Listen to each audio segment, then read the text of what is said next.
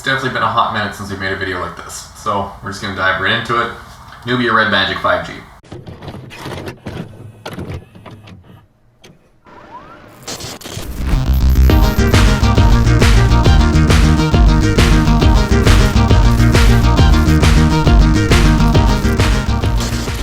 Now, a few disclaimers that I want to get into. I'm no longer going to be using this phone. There's other reasons. It has nothing to do with the phone itself, just the company.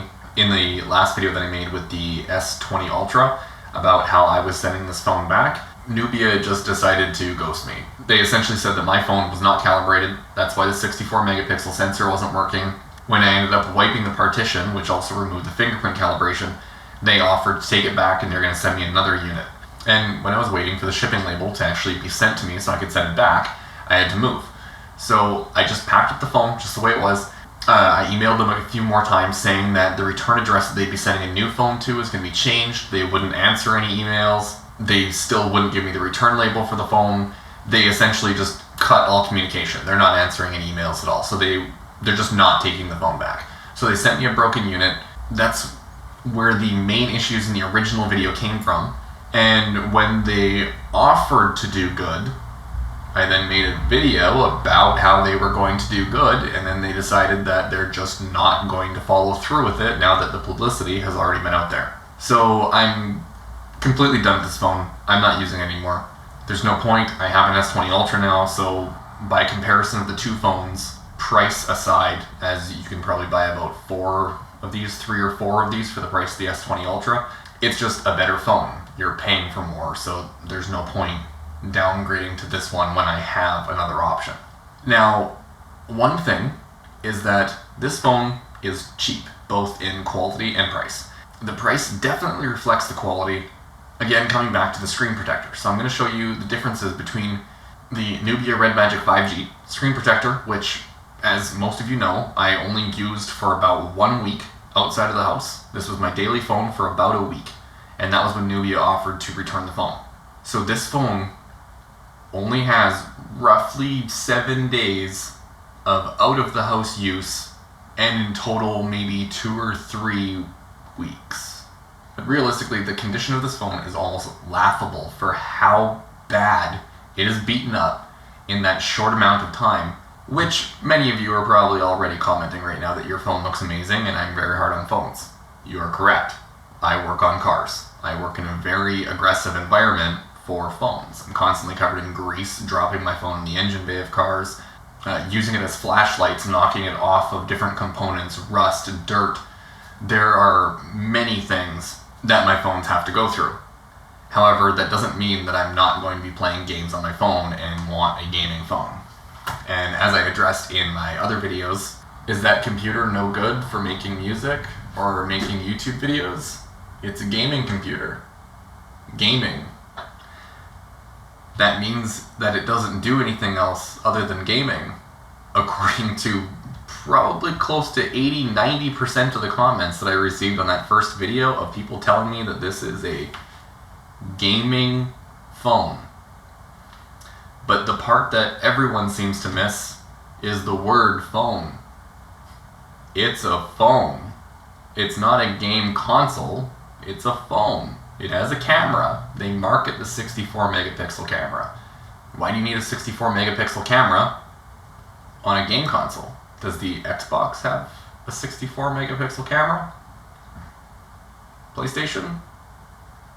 No, because it's an all-around general device that's designed with higher specifications catered towards gaming, which strongly implies that this should be able to do the basics of a phone, calling, texting, pictures, social media, and then some. And that was essentially my biggest gripe with this phone was you couldn't do those when this first came out. You couldn't call people. The microphone didn't work. You had to use speakerphone, then even then it would drop calls as soon as it tried to switch from 3G to 4G. In Canada, we still don't have 5G, so I wasn't able to test anything with that. The 5G bands on this phone are limited. You don't have all of them. The quality of the coatings on the phone is really cheap. Obviously, it looks really cool, but it's chipping. The whole blue side is deteriorating. And like I said, this phone has had very minimal use. I just want to address the screen protector again.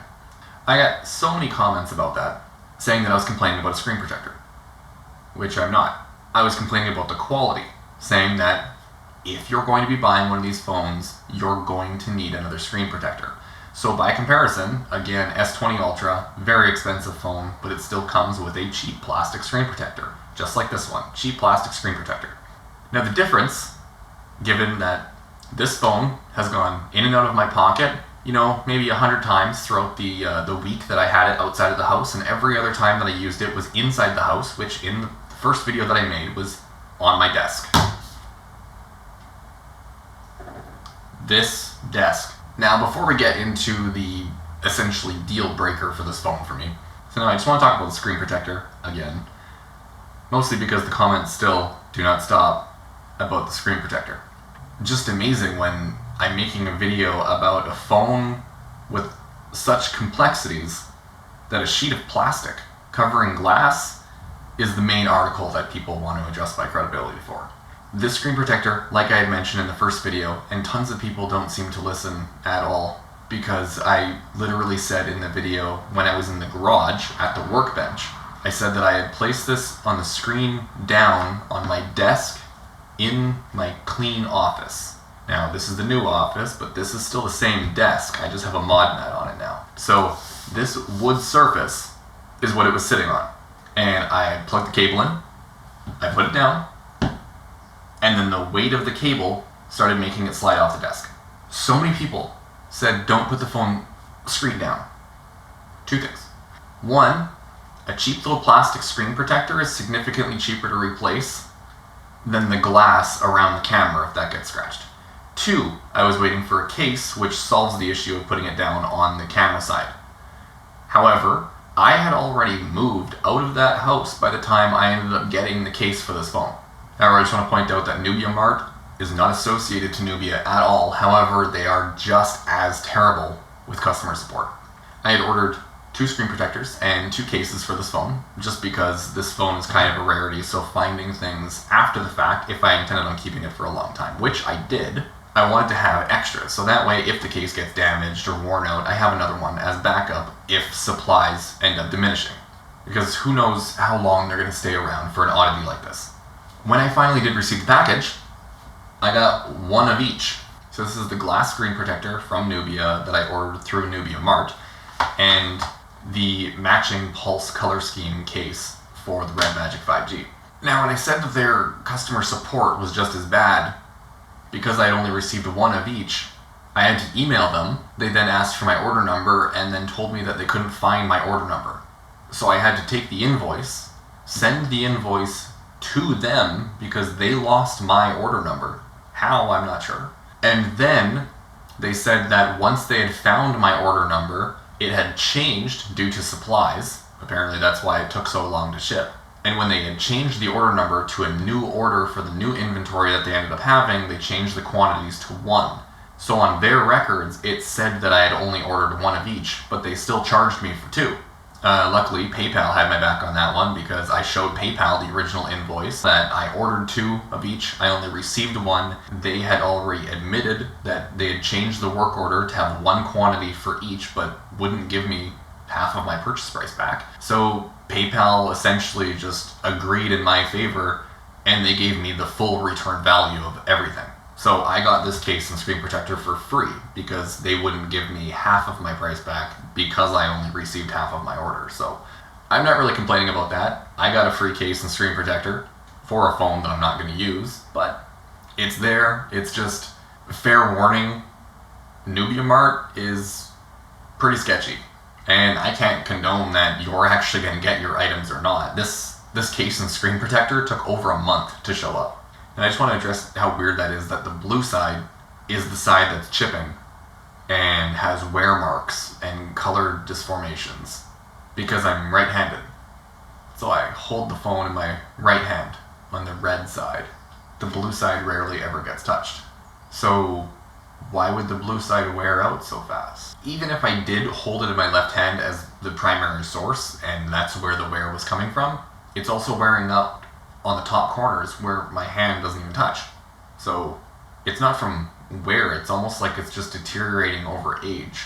Like, there are parts where you can actually see the chrome coming through.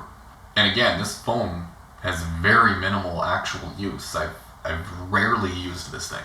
So for the condition of this phone, with how minimal the use is on it, plus, let's not even get into the software issues.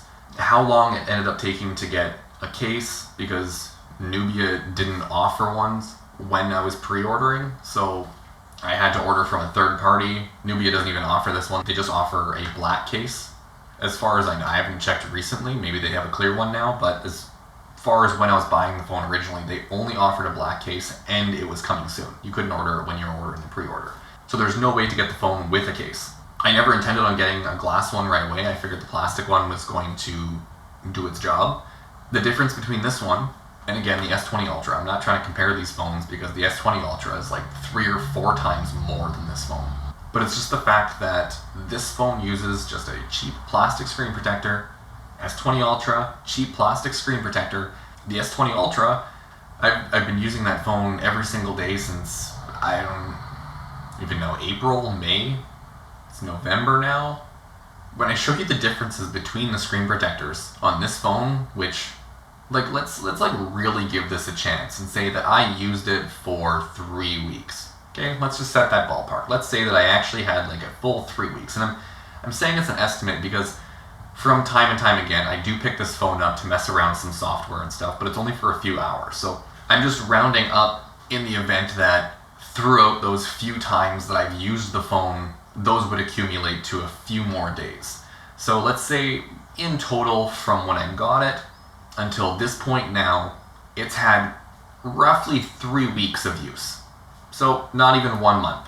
And only 1/3 of that was actually outside of the house in real day-to-day use. I'm not trying to put it up against a phone that costs 3-4 times as much, but let's get real. This is a piece of plastic covering a piece of glass. The S20 Ultra comes with a piece of plastic covering a piece of glass. It's not rocket science, it's a piece of plastic. The differences in quality between those are so far off. They're not even comparable to each other, because the S20 Ultra, let's give that the least expectation. Let's say 6 months, let's round it down. So 6 months on the S20 Ultra, 3 weeks on the Nubia 5G. This phone has only seen the real world for about a week. The S20 Ultra has literally fallen out of my hand through an engine bay and then hit the ground on the bottom, didn't break. I've used that phone consistently, covered in oil, grease, dirt, everything. It has damage. It has taken its hits, taken its falls. Look at the difference between these screen protectors. Immediately, if we look at the amount of scratches, you can see that the ones on the Nubia Red Magic 5G are significantly deeper, and all of the ones going in directly straight lines top to bottom, those are the ones from my clean desk in my office. If we try and find some deep scratches on the S20 Ultra, that's probably from rocks and dirt of the phone sliding on the ground. So when you compare the differences between a wooden desk inside a home versus laying on the ground in rocks and dirt, almost astounding when you compare the two. Now, again, little impacts and stuff, you can't really do anything about that. You can see on the S20 Ultra that there is a little impact here on the side, right at the left. And we got 2 of them on the Nubia Red Magic 5G. I was essentially done with this phone because it was getting so beat up that I just didn't want to use it anymore because I wasn't finished the YouTube videos and I didn't want it to look like complete garbage for the remaining videos of the reviews, testing, modifying, custom software, everything. I wanted the phone to look somewhat presentable. So I decided to stop using it outside. I went and got the S20 Ultra. I was going to be sending this one back anyway because I already talked to Nubia, and I essentially just wanted the Red Magic 5G to remain this pristine gaming phone icon, so as good as it could be. But that soon wasn't the case, and at that point I was already using the S20 Ultra. One UI is great, it's not TouchWiz anymore, and I've honestly hated Samsung for the longest time, and I'm probably going to buy another one. Now, as for software, every single issue has been addressed, except for 2.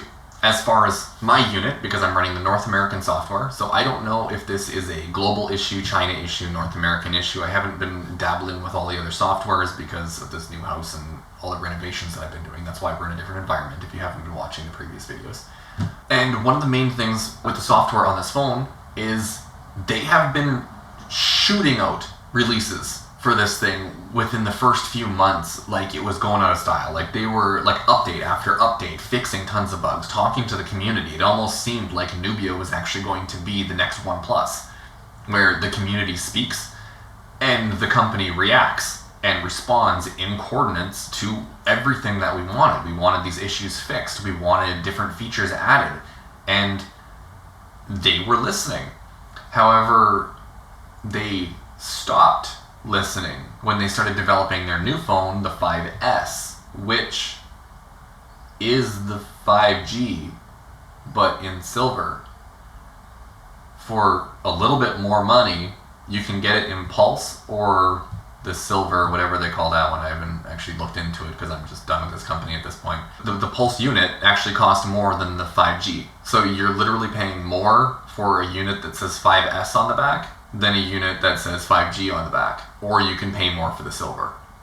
Which, not gonna lie, it's a pretty sleek phone. If that silver was offered originally, I definitely would have bought that one. That would have been my primary choice. You might be thinking, okay, well, the software is completely revamped. It's a whole new ecosystem. Everything's updated, everything's fixed. There's tons of new features. And you're right, there are. But you can just download the software for the 5S and flash it on the 5G. It runs. Everything works. It's literally the same phone. It's the identical hardware. You can take the back cover even and swap it over. It's the same camera modules. It's the same display. It's just the new version of the old phone in a new color with one of the original colors still available, but new software. I don't know. It's a weird phone. Like, if you're gonna get the Pulse color scheme, get the 5G. And if you want the latest software, flash the 5S software. If you want the silver, then by all means, get the 5S. It looks really good. But remember, just like I mentioned before, screen protectors. People, screen protectors. Buy glass ones. Buy glass ones, aftermarket ones. Don't trust this. This is bad. It's really, really bad. If you're going to order one of these phones, order a case now. If you're even thinking about, you know what, these cases are cheap. They're like, I think this one was like 10, 15 bucks. Order like 10 of these. Order them now, so that way, when you actually decide that you're going to buy a Red Magic 5G or 5S, the cases might show up at the same time. So that way, you're not scratching the hell out of your screen protector when it slides off the desk. The phone is also incredibly slippery. I've already mentioned that in other videos. It's probably just because of a coating that they have on the glass. Not sure why, but it is such a slippery phone. Like right now, it's slipping out of my hand and I'm trying to hold on to it. Like I was squeezing good there. Like, I don't know. I'm not complaining about that. It makes it really easy to clean, which it's fingerprint magnet. All shiny or glossy glass phones are going to be. There's no getting around that. It's just with all of these things combined, this phone is just way too hard to love. There are too many issues going on. They fixed pretty much everything in software, but first impressions go a long way. And yeah, it's an awesome phone if it was like this when I got it. If I had originally purchased this pre-ordered gaming phone that was supposed to be the best and I opened it up and every single thing actually worked out of the box, you could actually make a call, you could send and receive MMS messages, half of the phone wasn't in Chinese still, if all of the gestures and like properties to the phone were actually represented for North America. Now this sounds so privileged that I'm saying this because obviously this is a Chinese phone run by a Chinese company and the Chinese development for it is converting or essentially porting the software to be North American, which seems to be the issue here because they have North American development for ZTE, but Nubia, like the sister company in China, doesn't have any North American development, which almost seems unfair because if they were to expand to North America and actually get North American support software. So one of the instances in China, they read right to left. You always go from your right to your left for everything. So when you're going through the camera roll, you start at the right and you scroll to the left to go all the way through to get to the last photos. That's not a huge deal. It's not a deal breaker. It's just something, again, that's weird and makes you feel like this phone was not designed for you. So this is kind of like that Apple philosophy where Apple products are designed for you. That's why so many people continue to go back, because the ecosystem is developed around keeping you involved in it. I'm trying to think of a way to put this simply. It's almost like brainwashing through simplicity. So they'll make things so simple that it's extremely easy for anyone to understand and pick up, but also as the accessibility to make it fast, efficient, while not being to the point where it's breaking down and feels too simplistic. So an example of this would be to, say, take a ball and put it into a cup. That would be the definition of doing something simplistic. You're taking a ball, putting it in a cup. Done. The Apple approach to this simplicity would be to take a ball that costs way too much and doesn't come with a charger now, put it into a cup, and it would fit so perfectly into that cup that it's actually satisfying watching the ball drop into the cup because of the spacing going all the way around it, where it fits so perfectly that it was engineered exactly to do that one purpose.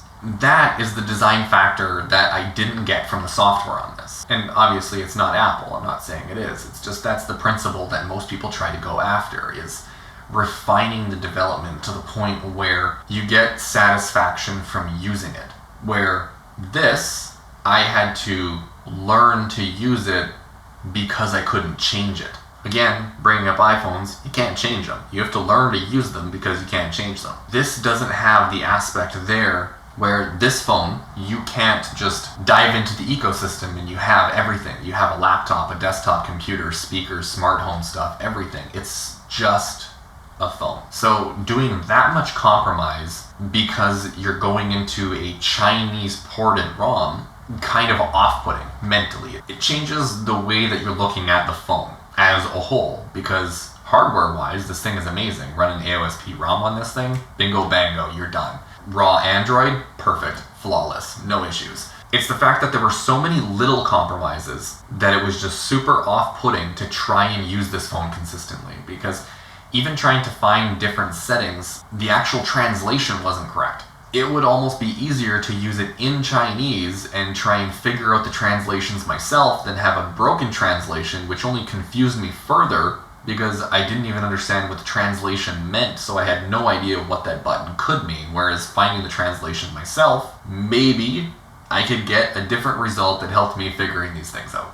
The effort was there. It was definitely there.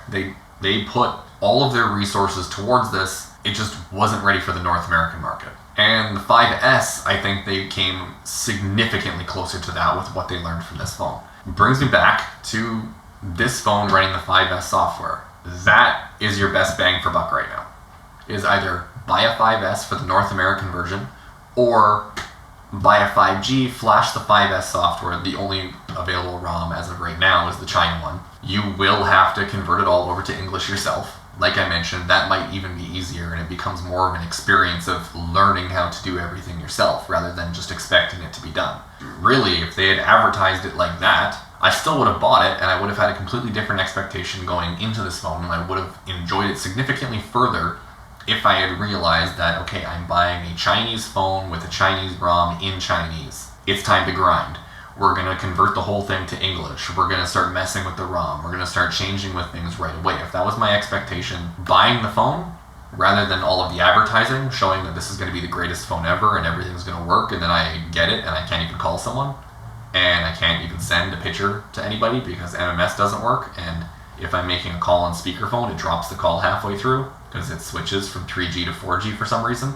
For whatever reason, the face unlock was disabled for North America, which was hilarious when we were talking to some of the developers, and they said that it doesn't work on Caucasian faces because of the way that we look, because it was engineered for Asian faces. After a few other third-party developers that I've been talking to on Telegram, they ended up getting it working, and Face Unlock works perfectly fine with Caucasian faces. At least mine, it works every single time. It was faster than the fingerprint reader, which was issues from day one. But again, it's just a feature that they left out to avoid issues, but then the issues that remained, they didn't care about them remaining. You really just have to take this phone with a grain of salt. If you're buying it, there's pretty much no support from the company. You get what you pay for. It's a Chinese phone. If you don't speak Chinese, good luck, because they don't care. And that's the cold truth about it. They don't care at all about their other markets. They sold the phone, they got our money, their company developed. That's it. They released a new model, which is the exact same phone with new software. which is probably the software that we've been telling them that we needed. So instead of just revamping this phone into being something better, they just decided to release a whole new product with new software. Strongly suggests that to get the new software, you need the new phone. And as of right now, that is technically the case, because the only way to get the North American or European ROM for that phone is to actually buy the 5S. But if you want to put in the effort and you want to convert the Chinese one into English and actually use the new software, you can put the 5S software on a 5G and you're done. You're ready to go. Or you can just run BlackMagic Beta 3, because it's based off of global with face unlock and works really good. So, I don't know, that's pretty much it. The only alternative that you have here that I would strongly recommend is OnePlus 7T Pro McLaren, because that's an amazing phone and they cost about the same amount right now. So, and the 7T Pro, every single thing works out of the box. It's a really good phone, has a little pop-up camera that jumps out. That's kind of neat. Okay, final outcome. How can we close this up? Nubia, the company, terrible. I hate them. They're garbage. Their customer support, what customer support? I've had to email them multiple times. I've wasted days and days trying to communicate with them, trying to get this phone sent back so I can get a good unit to actually properly review and test and have, because I paid for a working phone and I didn't get one. Nubia Mart, terrible. You know, I only got half of my order, and then they argued trying to say that that wasn't what I ordered, even though when I showed them the actual invoice, they said that their invoice was different because they changed it, and still said I was wrong. PayPal had my back, got it for free. Free case and screen protector, not complaining. I did actually get them. That was a plus. It took over a month to get them, but I did actually get them. The Red Magic 5G, now that all the software has been fixed, you know, it still has its gripes here and there because it's still Chinese converted into English, but if you literally just want a cheap phone that's really good, now is the time to get it. You know, 6-ish, 7, 8 months later, now that all of the software development has been done, they've released another phone. So now the software for this phone, as far as Nubia's track record goes, because as soon as they release a new phone, they completely kill all development on the previous unit. So now that the latest versions of software have been released for this phone is done, according to Nubia, from their track record. Not fact. There's nothing that actually states this. It's just that every previous phone they've made, as soon as they release a new one, they've never updated the old one again. So what I would recommend, yes, buy this phone. It's great. It really is. Like, for the price, the aesthetic, you know, the quality is complete garbage. But again, the price of these, like, you don't have to get the Pulse one. You could get the Mars Red, or Hot Rod Red, I think they called it now, or the Hacker Black, or whatever it's called, Eclipse. I don't remember. They keep changing their color names. This color was originally called Cyber Neon, I think, and then they changed it to Pulse. And then there's the new one, transparent one, or X-ray, or whatever they ended up calling it, which I don't actually know if they ever actually released that for the North American models, but it was a completely clear glass black phone, and they had stickers on everything on the inside to illustrate what they were, to give it like a super cool accent on the back of it where you could see the entire inside of the phone, as well as having highlighted stickers on everything to show you what everything is. And I'm pretty sure that model was never released in North America. It was also exclusive to having 16 gigs of RAM, which I've never actually seen any of those for sale, so that might be a Chinese-only model. Another warning issue is if you're going to be buying one of these phones and it's North American or global, only buy them directly from Nubia, because there's tons of them on AliExpress and other third-party websites where they're selling the global or North American versions, but it's the Chinese version, which is cheaper. So they buy the China one, they flash the North American and global ROM, and then they just sell it as a North American and global unit, which you might be thinking, okay, well that's essentially what I've been doing with this phone, flashing between all regions of software. They don't use NFC in China at all. They don't use it. That's not a thing in China. So the phones don't even physically have the antennas. They're completely gone from the phone. So if you want to use any kind of tap to pay or anything, you can't. It's not actually in the phone. So if you buy a China one that's been rebranded as North America or global, you don't have NFC. It's nothing that software can fix when the actual antenna itself inside the phone is physically not included. North American and global models, only buy from Nubia, just to be safe, unless the person exclusively says that NFC is included and working with the unit, then you can actually make sure that it's a real unit. And just like the track record with Nubia goes, if you're going to be buying any Nubia product, for that matter, as far as their history has gone, if you're going to look into the 5S, I haven't used a 5S, but given the software on this one and every previous phone they've made, it's going to have issues. So I would wait until they're about to announce a new model before you buy a 5S. So that way you can at least make sure that when you get the phone, it's actually going to work. That's pretty much it for this thing. Your software options are essentially just use the latest version that's currently out from Nubia. Just use that. As far as I know, you still can't change the launcher. It doesn't allow you to change the default one. I've tried on the latest North American software for this one, and you can't. I'm not sure if it's different for global or the China one. I did hear some people saying that you could change the launcher, but I am not able to. So I'm not sure what they're doing or if they're on global or China version of the ROM. But for the North American latest official that I'm currently running right now, cannot change the launcher. You can download different ones and you can use different ones, but as soon as you go home, it goes back to the Nubia launcher. If you try and change the default, it will change in settings, but it goes back to the Nubia launcher. You cannot use a third-party launcher. There is now a way to calibrate the fingerprint reader yourself. I haven't done it yet or tested to see if it actually works, but it basically involves a completely pitch black room and a glove, and then a development mode where you're using a glove to hit the fingerprint reader over and over to actually calibrate it so it can read where the fingerprint reader is and then read the difference in lighting when something actually touches it. So you may be able to actually recalibrate it, but to calibrate the camera itself for 64 megapixel, you can't because you need all of their camera calibration gear for that. It involves different plaques and stuff that go on the wall that you actually have to take pictures of and then go back into software to change different preferences and stuff. But there's no point for me to try and fix that when I have a 108 megapixel camera on the S20 Ultra, as well as like zoom, wide angle, everything, 8K video. It costs more, but it's worth it in my opinion because all I had to do was buy it, it's done, it works out of the box, and it's significantly better than TouchWiz. With how much stuff I have to do, I don't want to buy a phone and then have to fix everything. I can buy it, everything works, I just use it, I can go to work, I can get stuff done, and then I can come home and mess with stupid stuff like this. But that's pretty much that. I don't really know what else to mention about it for this final review on the Red Magic 5G, but I would still say buy one. If you're thinking about it, then buy it. For gaming, it's great. It's a great phone for gaming. It really is. 144 Hz display? Duh. Buy it.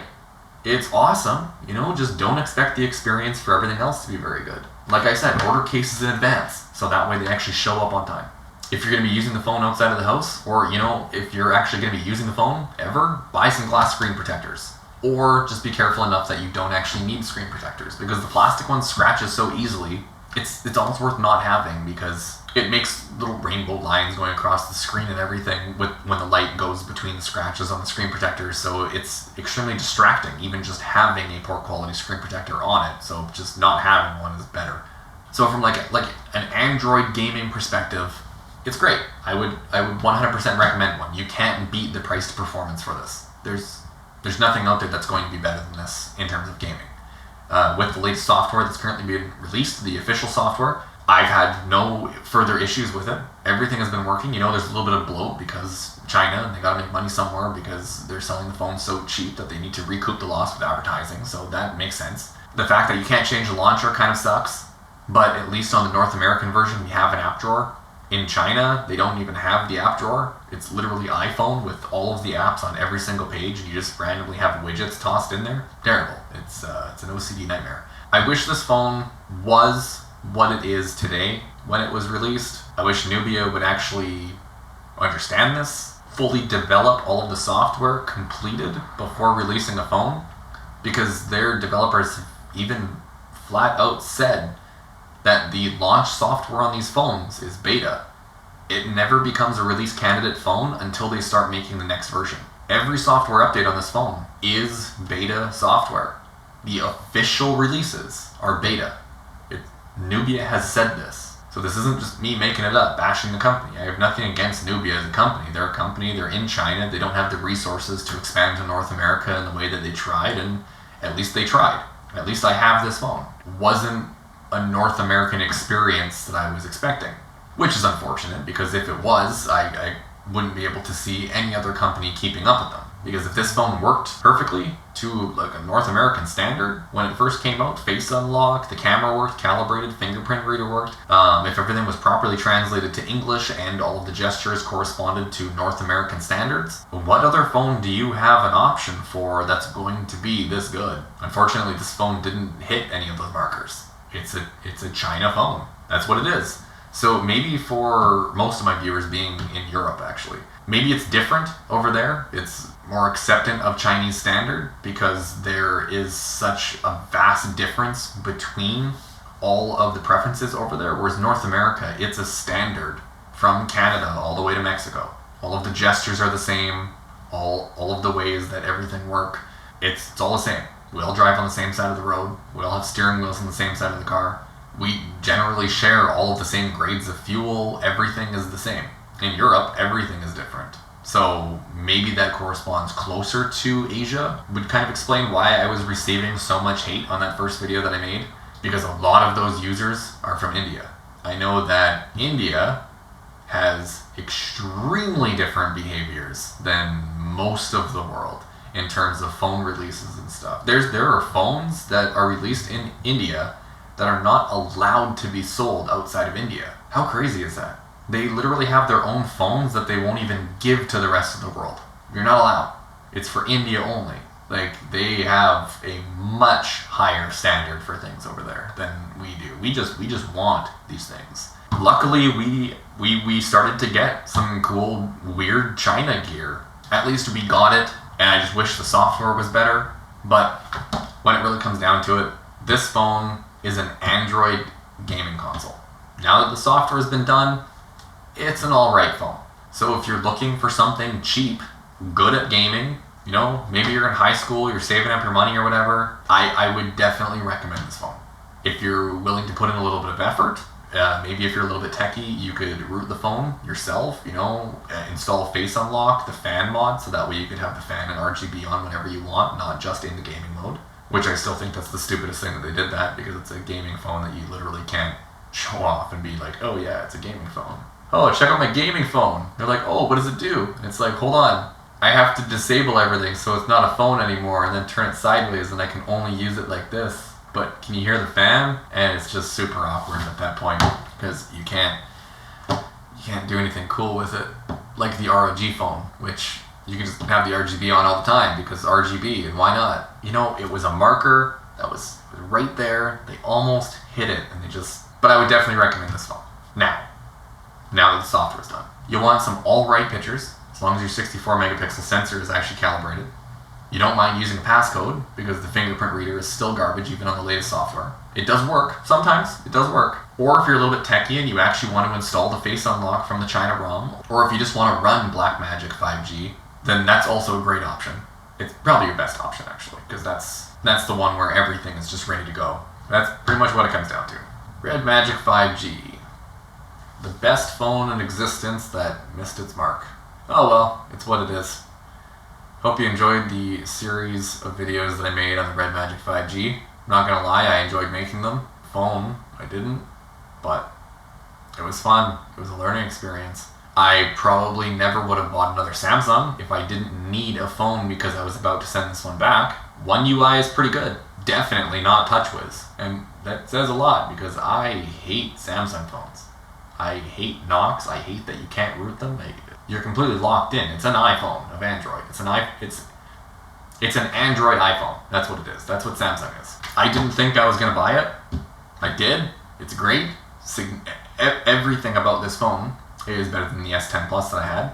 So like right there, if you have an S10 Plus, S20 Ultra, perfect upgrade. It's like twice as much, but like it's twice the phone. Just saying, it's twice the phone. That's it for this. I'm probably not going to be making any more videos on this phone, mostly because I don't use it anymore. BlackMagic is the final version of the ROM, of the custom ROM for this phone that was released.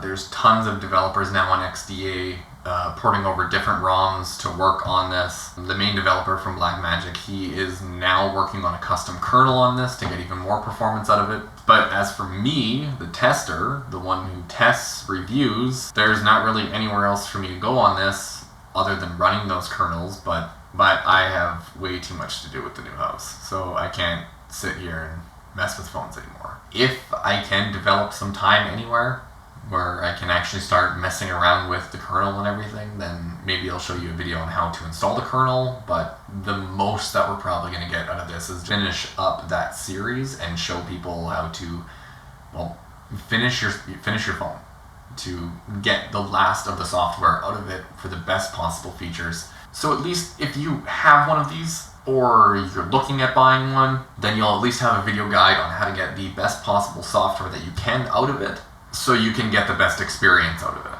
That's pretty much that. The Nubia Red Magic 5G. The phone that missed the mark. I mean, that's it. You know, like the video if you liked it. Dislike if you didn't like the video. Leave a comment. Tell me some things about it. What are some things that I missed? Is there anything else that's coming out for this phone? Is there new software updates that I haven't seen yet? Subscribe to the channel if you haven't, you know, get that YouTube ad revenue out, you know, maybe I can afford some other stupid phones from China to play around with, you know, or don't. I'm not telling you what to do.